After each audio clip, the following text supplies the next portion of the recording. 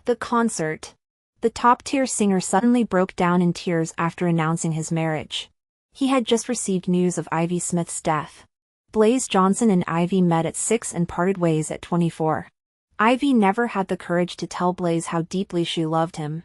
Blaze Johnson emerged as a meteoric musical prodigy, skyrocketing to fame across English-speaking regions at 18 with his debut single Listen. The Blooming. After studying abroad, he returned at 20 with an album that conquered the nation.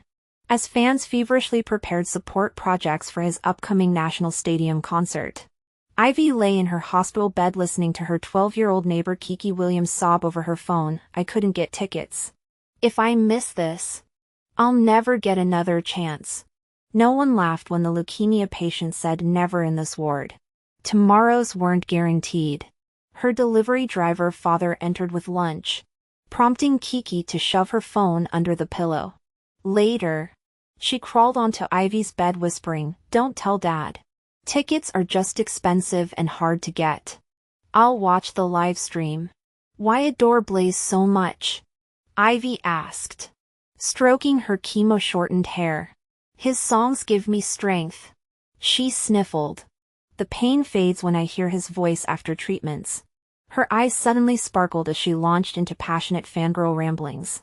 Leaning closer, Kiki conspiratorially added, "This concert's on his 24th birthday. He once said he'd marry at 24. Maybe he'll propose to Sophia Brown." She opened fan group chats flooded with ticket celebration messages. "We insiders have sources Sophia's been by his side since their overseas studies." When nurses called Kiki for chemo, her awkward father approached Ivy clutching oranges. "I know you used to work in entertainment, could you?" The normally reticent man trailed off. "I'll get Kiki tickets," Ivy promised, watching relief smooth his careworn face. After he left, Ivy texted Blaze, "Need 2 tickets. Little mute," came the instant reply laced with old bitterness. "Since when do exes get backstage passes?" 18-year-old Blaze had uploaded Listen. The Blooming as Ivy's birthday gift. The track description read, "For my girlfriend who found her voice, her words bloom like spring flowers." Within weeks, it dominated music charts, though he never confirmed the muse's identity during interviews. 3 months ago he dropped a bombshell, "My girlfriend's still the one from when I was 18. The internet exploded.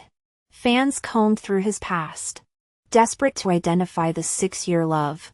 Sophia Brown called Ivy seething. "Ivy, is this your grand scheme? Exposing how Blaze nearly went to jail for you? Do you know what it cost to erase that history? How much he sacrificed?" Oh, Ivy knew. She remembered his tearful calls from abroad, the language barriers, the cultural isolation, the arrogant music prodigy humbling himself to learn from scratch. Little mute, he'd sobbed 2 years later. "I'm coming home.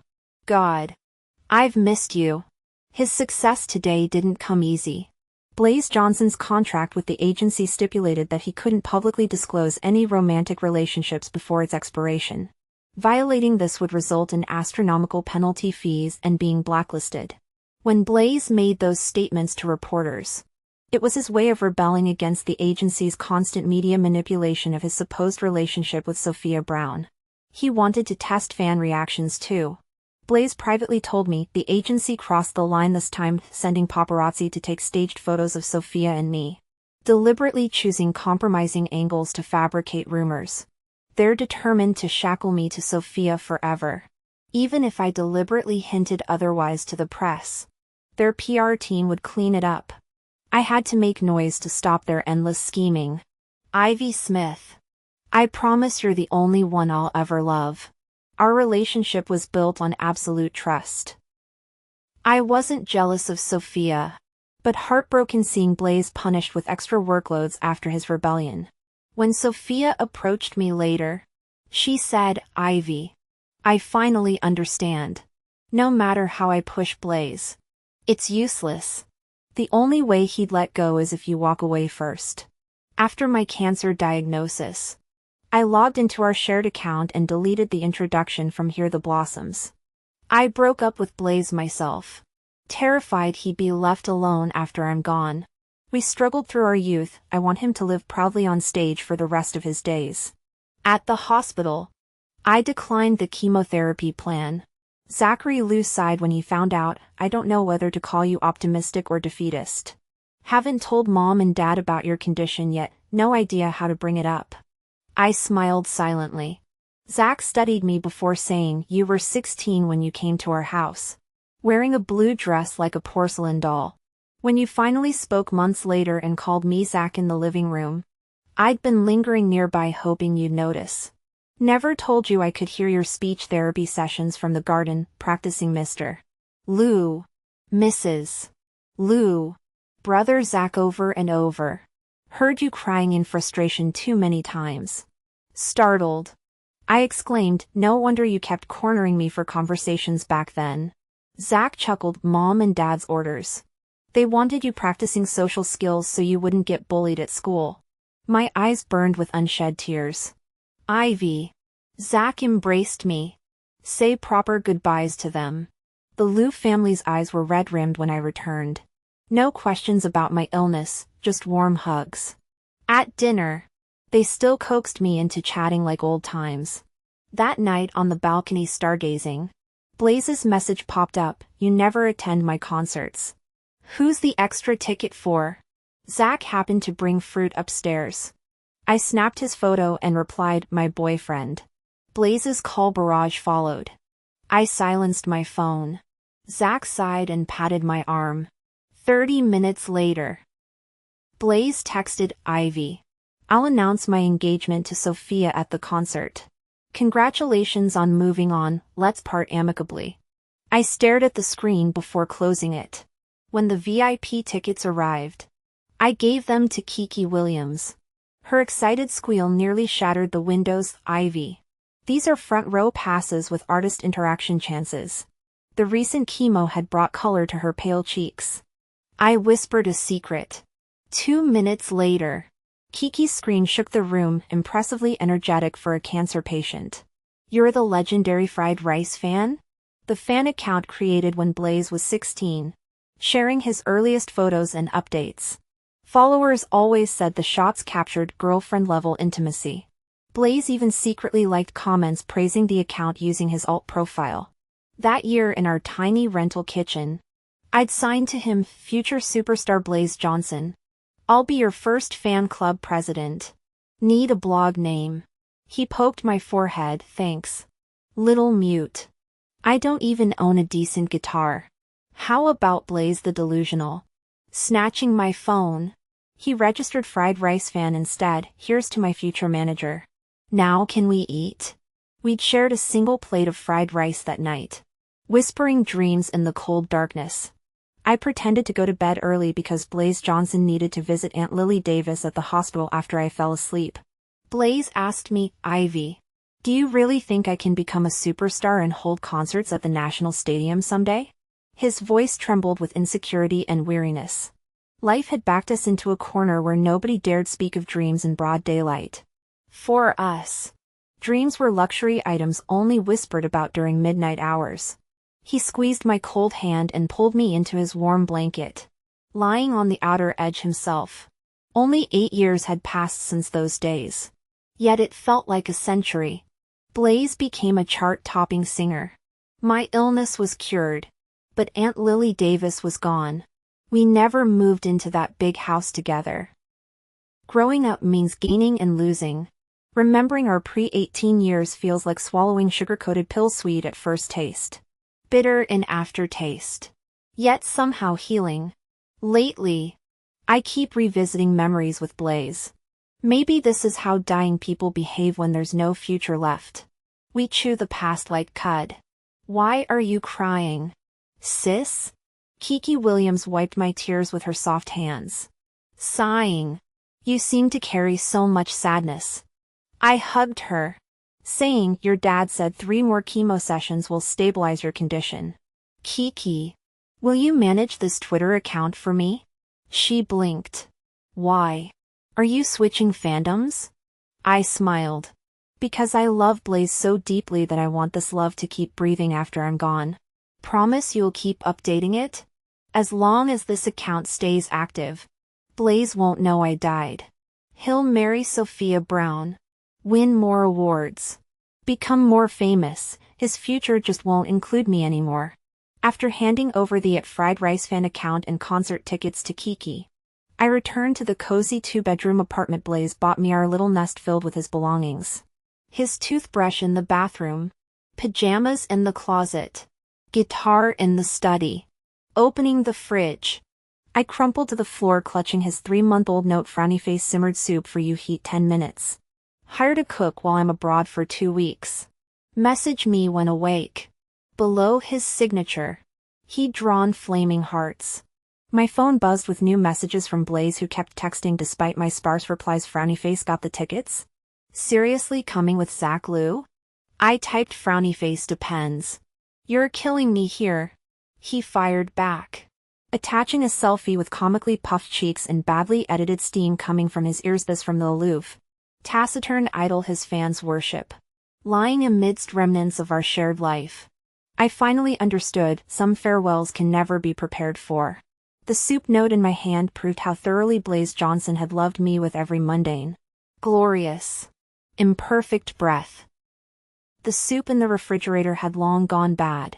That morning, I didn't have time to open the fridge. When I woke up in the hospital, the first person I saw was Zachary Liu, who brought me devastating news I had cancer with slim chances of recovery. Meanwhile, Blaze Johnson was performing at a concert in Singapore. When the diagnosis came, I received Blaze's video call that very night. Still in his stage makeup, he frowned at his watch in the dressing room. You picked up so fast? Shouldn't you be at the team dinner? Where are you? A park? My life had always been simple: work, exercise, reading. Blaze remembered every word I ever said, instantly detecting any irregularity.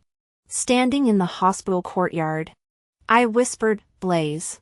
I deleted the blooming flower synopsis. Let's break up. His face paled instantly. He knew I never made empty threats when I spoke. Decisions were final. Ivy, whatever's happening, wait till I return. I'm booking the next flight home. Go wait at our place. Please? Don't go anywhere. I smiled bitterly. This isn't a tantrum, Blaze. Remember last New Year? That obsessive fan who stabbed me? The scar still remains. When Sophia Brown had to cover for you, claiming she was your New Year's date. The rumors never stopped. Now everyone thinks you're meant to be with Sophia. I'm tired of living in shadows. His lips tightened. The cruelest wounds always come from those who know us best. That stabbing incident had traumatized Blaze for months afterward. He'd wake up screaming, drenched in tears. After my surgery, he'd clung to me desperately. Ivy, my mute, thank God you're alive. I'd have gone mad otherwise. His tears soaked through my hospital gown. I'd teased him then, superstar. You're such a crybaby. The man who rarely showed emotion cried endlessly for me. The girl who seldom smiled laughed constantly for him. We'd shaped our lives around each other's needs. His professional ties with Sophia weighed on him with guilt. My attack remained his deepest regret. I'd never mentioned these burdens. Yet now they became perfect excuses to push him away. I've watched you and Sophia work side by side these years. It hurts. I confessed. You know I hate complicating things. Don't make this harder. Blaze didn't come. He knew stress could render me mute. We only agreed to stay in contact. 3 months passed before I returned home. Cleaning out the fridge, I suddenly lost strength. People leave keepsakes for loved ones. But Blaze was my only family since we were 6. Memories flooded back, the boy standing on crates to cook congee, scrubbing clothes in our yard, buying me dresses with money from collecting scraps. Blaze was my lover, my home. When Aunt Lily Davis died during our teens, even singing himself hoarse in bars couldn't support us both. Forced separation came when kind MS. Lou took me to Beijing. I'd begged to stay. But 16-year-old Blaze dragged me to the train station himself. At the train station, Blaze Johnson's eyes were red as he told me, "Ivy, wait for me to come get you." After arriving in Beijing, he called me every day, asking what I ate and how I was doing. To ease his worries, I'd photograph my meals before eating and recount my daily activities before bed. One night during our call after a year in Beijing, Blaze suddenly asked, "Have you been scared this whole year? Has it been too hard?" I shook my head, insisting I was fine. He covered his eyes for a long moment before saying, "How could you be fine? You couldn't even speak. Panicked around strangers. Your sign language wasn't understood. But Aunt Lily Davis told me after medical treatment, you can say simple words now." He was referring to the night I lost my voice at 6 years old when my parents died. Blaze saw through my facade of cheerfulness. Truthfully, I'd been practicing speech alone in my room daily, terrified of disappointing the Liu family's expectations. Simple greetings like Aunt Lou, Uncle Lou, and Zach required countless secret rehearsals. Through the phone screen, we cried silently together. Before her passing, Aunt Lily Davis had worriedly told me, "My wild boy could survive hauling bricks at construction sites. But my sweet Ivy, you'll need to work harder to be liked." She taught me to smile constantly and please others, stroking my hair with anxious tenderness.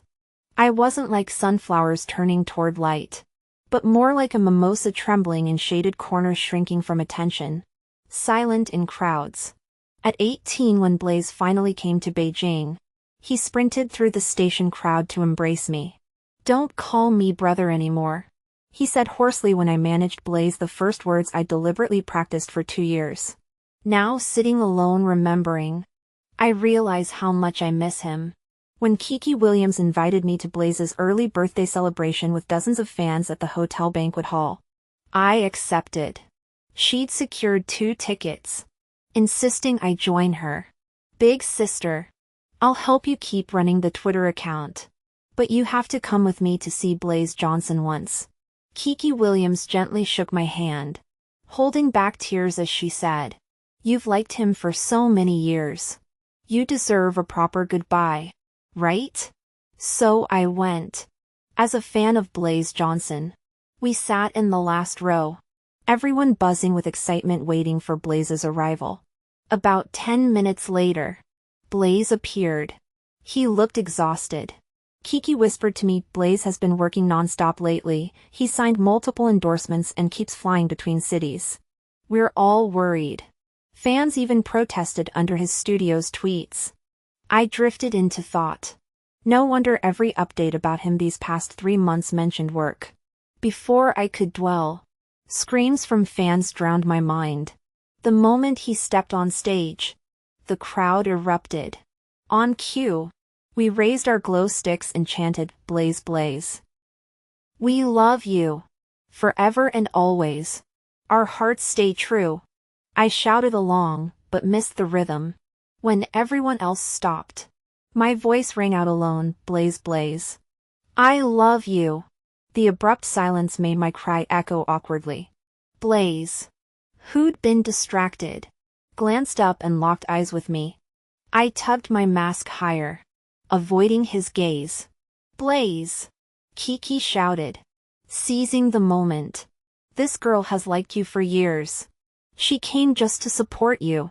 Blaze stared at me, then slowly smiled. "I know," he drawled. I gripped my glow stick, remembering nights years ago when I'd wait for him after his bar gigs. Back then, he was 15.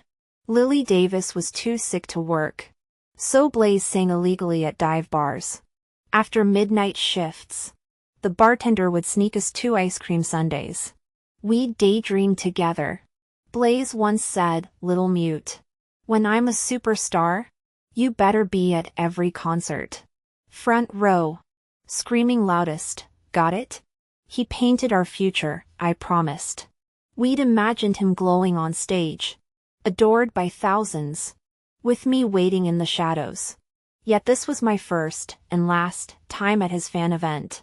Fans chatted with Blaze like old friends.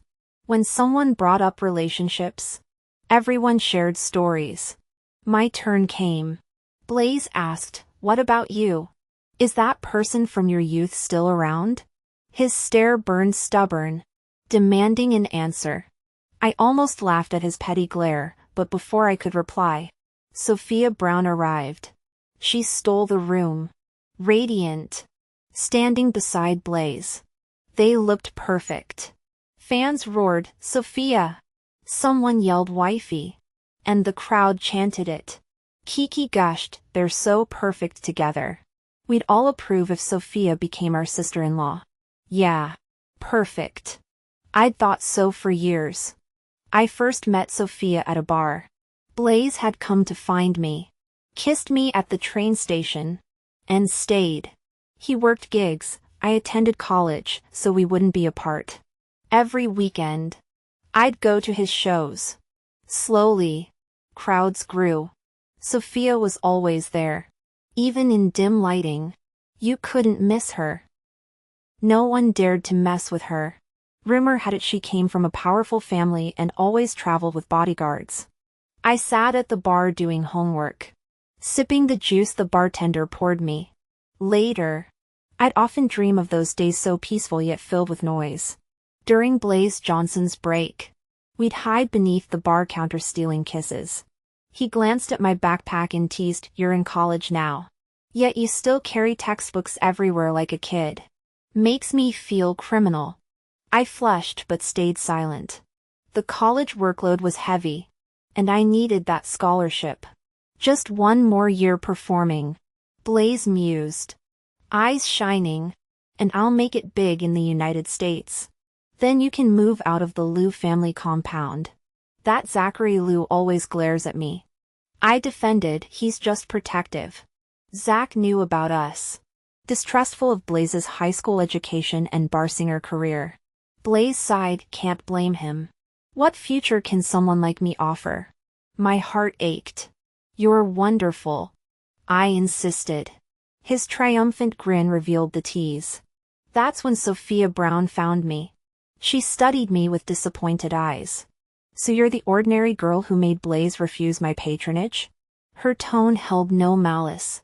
Merely stating facts. "He's probably just pitying you." I'd heard similar taunts from Blaze's admirers. Though no longer mute, malicious words still paralyzed me. Blaze exploded when he heard, "How dare you? Ivy's my love, who are you to judge?" He quit that bar immediately. At his new gig, I watched fans scream for Blaze Johnson, wondering if he becomes famous. Could we survive the storm? We never saw the gears of fate turning. Campus rumors spread that I prostituted myself at bars to support my dropout boyfriend. Media major Ivy Smith fucking a gangster. Paying his rent with her body. The National Scholarship Committee revoked my candidacy. Malicious drunks confronted Blaze at work, "So you're Ivy's kept man? How much does your whore charge?" They dragged me on stage. Chaos erupted, broken bottles. A blinded eye. Police hauling Blaze away. Lily Davis exhausted connections trying to help. The injured kid's family wants prison, not money. Meanwhile, campus gossip twisted it into love rivals fighting over me, painting Blaze as a gigolo and me as a tramp. Terrified of crowds yet determined, I stood in the plaza facing judgmental stares. My knees trembled, but I held firm for Blaze. I couldn't falter. Hundreds of classmates had gathered at Zachary Liu's call. Holding a megaphone, I closed my eyes to force back tears, needing half a minute before I could speak. "Hello everyone. I'm Ivy Smith from Media Department Class 3. You've all heard the rumors about me recently. My boyfriend, while defending himself against 3 classmates from Sports Department Class 4 who ganged up on him, accidentally injured one person's eye, resulting in permanent blindness. He's currently under police investigation. And the only thing I can do is clear his name here today. He's never been some kept man. On the contrary, I've been living off the allowance he provides me all these years. Until age 6. I grew up in constant violence. My alcoholic father came home daily to beat my mother, my voice faltered. That memory resurfaced, mother stabbing father with a kitchen knife, releasing years of pent-up agony through repeated slashes. I sat frozen on the sofa as blood splattered my calves. Stains that never fully scrubbed clean. Later, Aunt Lily Davis would tell me mother had terminal cancer when she chose this mutual destruction, fearing to leave me alone with father's abuse after her death. Tremors racked my body as tears flowed freely. The sea of classmates blurred before me. Jeers pierced through, fake sob story. Media students and their dramatics. Why is she crying? We didn't do anything. Her bar singer boyfriend was always trash, we weren't wrong. Darkness swallowed me. Zach carried me to the hospital where Blaze Johnson arrived silently, holding me tight with Sophia Brown watching behind. Sophia had resolved Blaze's legal troubles on one condition: he'd sign with her father's talent agency and study abroad with her. Under summer stars. I broke the silence first. Go. Blaze. When you return as a superstar, buy us a big house. You'll play guitar while I write. Perfect. Right? My 16-year-old self had included Aunt Lily in such dreams. At 18, those plans already excluded her. Now at 24, the mansion existed but us had become him and me. Before their departure, Sophia hissed, "Know why he agreed?" I told him staying as some high school dropout bar singer would shame you forever. 12 years together means nothing. Let's bet when he returns, there'll be no place for you. At the fan meeting years later, cheers of sister-in-law. For Sophia died when Blaze declared, "Sophia isn't your sister-in-law." My first single Here the Bloom was for the girl I've loved since 18. When I reveal her, I need your protection against online hate. Fan leader Kiki Williams shouted from her perch, "We'll love whoever you love. Always support Blaze." The chants crescendoed as Sophia's smile withered. After the event, Sophia cornered me near restrooms while waiting for Kiki. The confrontation we delayed for years finally arrived. "Haven't you already broken up with Blaze? What are you doing here?" Sophia Brown said with arrogant contempt. "What can you possibly offer him? Ivy Smith. Take a good look in the mirror. Someone as ordinary as you doesn't deserve him." For 4 years since Blaze Johnson and I became a couple, Sophia had spewed such venom. She mocked my appearance, claiming I was utterly forgettable in any crowd. Sophia insisted our relationship only existed because I'd met Blaze earlier in life, and that someone like me should drift through life in the city for a few years before settling for some mediocre man. I never let Sophia's barbs affect me. She knew our bond was unshakable, hence her pathetic attempts to interfere. "Why bother impersonating Blaze to message me about your supposed wedding announcement?" I asked calmly. "You know his temper. If he discovers you're meddling..." Sophia's haughty composure shattered. She slapped me viciously across the face. "Is this your twisted way of flaunting your trust in him?" she screamed. "Everything Blaze has achieved is because of me." The blow left me dizzy. Collapsing to the floor, I felt blood trickle from my mouth. "Why, you're bleeding?" Sophia stammered, shock replacing her fury. After collecting myself, I met her gaze. "Sophia, I have terminal brain cancer. That's why Blaze and I can never be together." Her expression shifted. "Why tell me this?" "To give you peace of mind." I steadied myself against the wall, wiping blood away. "Blaze's recent work frenzy, he's racing to earn enough to buy out your family's contract. Isn't he?" Her startled eyes confirmed my suspicion. When Blaze returned from studying music abroad, the Browns had rebranded him as a wealthy heir. But their investment came with strings: a 5-year contract requiring astronomical repayments for freedom. With 1 year remaining, he planned to announce our relationship at his concert. My breakup excuse about being tired of his work with Sophia had become the millstone driving his desperate efforts. "Let's make a deal," I proposed.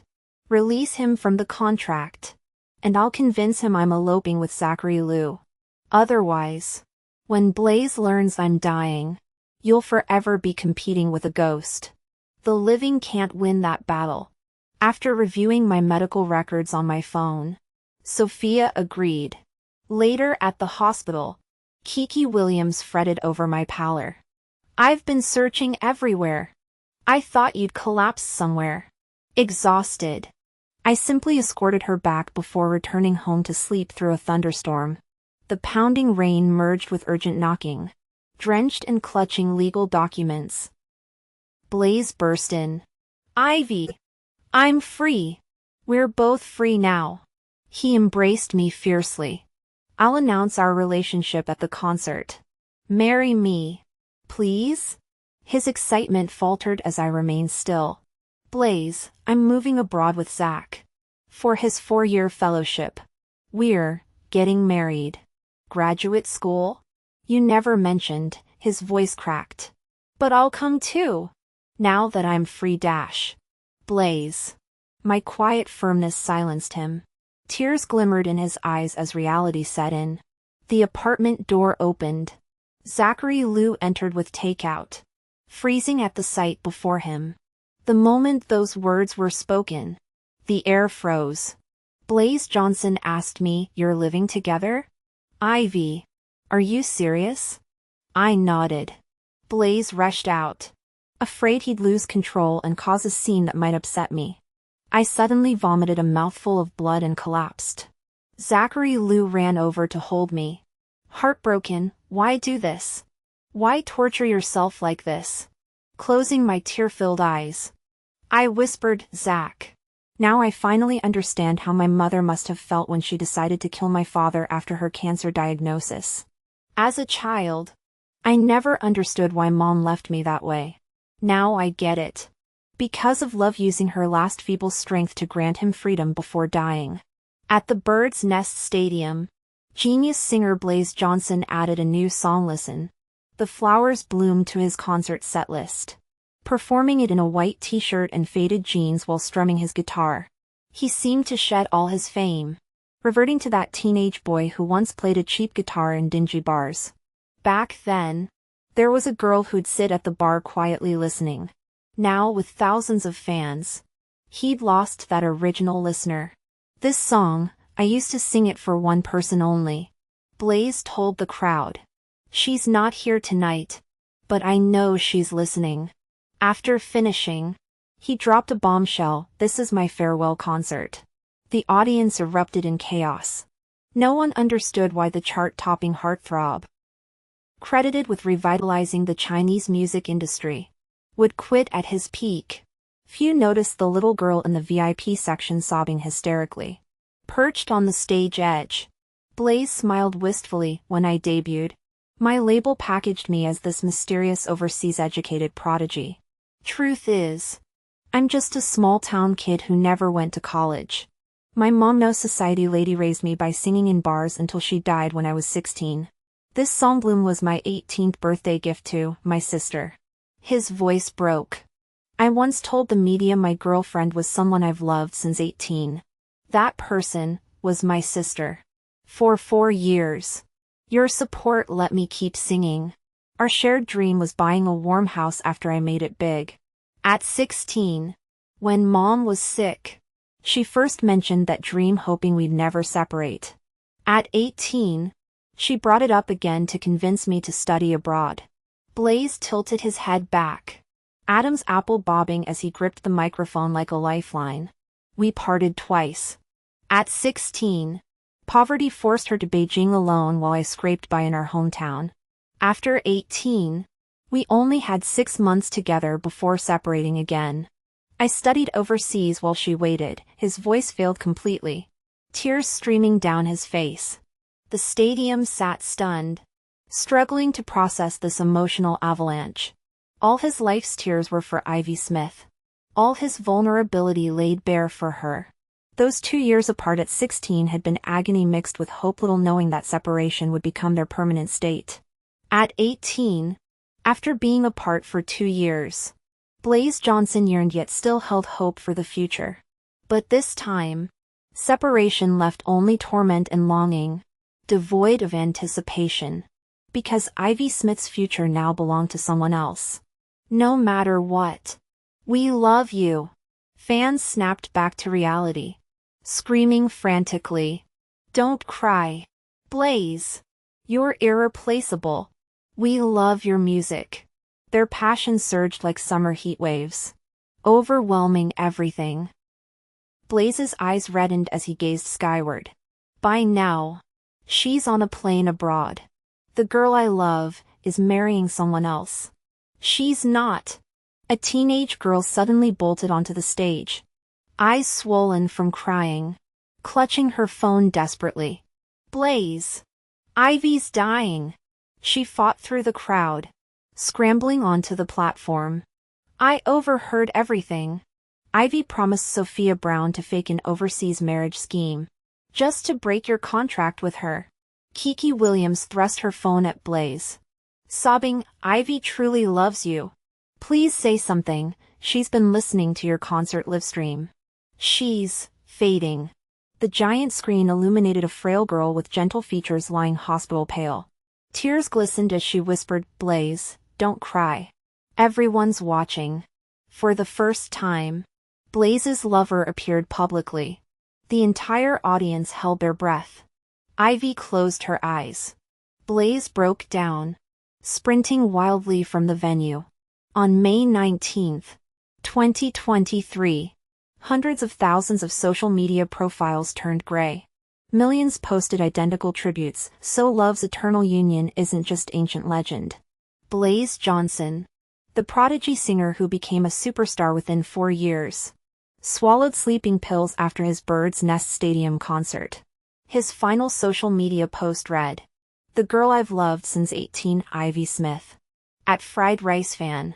Minutes later, Fried Rice Fan posted, Listen, the flowers are blooming.